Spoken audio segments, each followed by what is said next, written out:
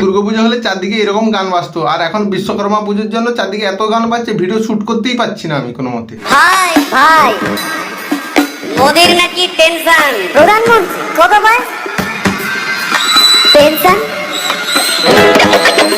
গানের নামে বাঁদর নাচছো, সত্য বলতে ভয় কেন পাচ্ছ? গানটা শুনবো আর হালকা করে নির্মা গুড়ি দিয়ে ধোয়ার চেষ্টা করব। তো চলো শুরু করা যাক।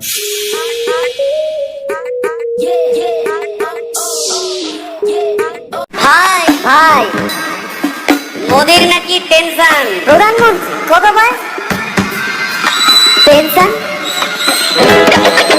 গানের নামে বাঁদর নাচছো, সত্য বলতে ভয় কেন পাচ্ছ? যে তোমার কেড়ে নিল চলচ্চিত্রে অভিনয় করার সুযোগ, তাকে আর শ্রেষ্ঠত্বের সিংহাসনে বসিয়ে খুব সহজে চটি চেটে যাচ্ছ।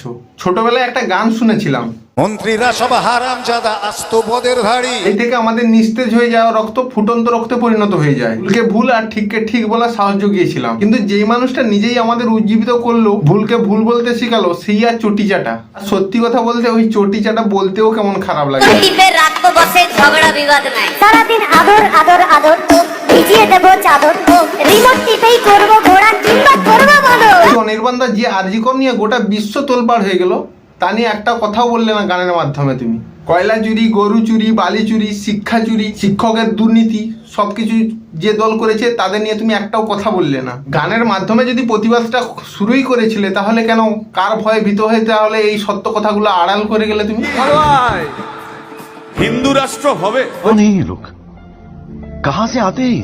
আরেক ঘোষও আছে ওই বিপ্লবীদের পার্টি, টিভির চ্যানেল পার্টি অফিস বড্ড হাঁটাহাঁটি, তাই কিনেছে গাড়ি, দামটা বেশি খুব, ফেসবুকেরই রাজা মদের দাদা শতরূপ।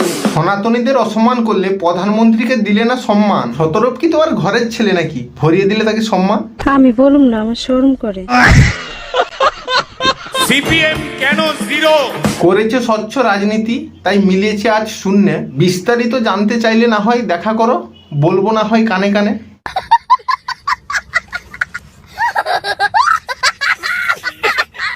কুকুর বেড়াল সম্পর্কে আমার সাথে কোনো তর্ক করতে আসবে তুই ডেলিভার করলে তো মানে যাই হোক, ওর আমি দেখেছি, ভালো করে দেখেছি, নিচ থেকে দেখেছি, হিরো। একদম বাজে কথা বলবি না, সুপ্রিম কোর্টের অর্ডার। এই ওই কুকুরের আধার কার্ড আমি করিয়েছি, এই দেখ এই দেখ। ওটা কি?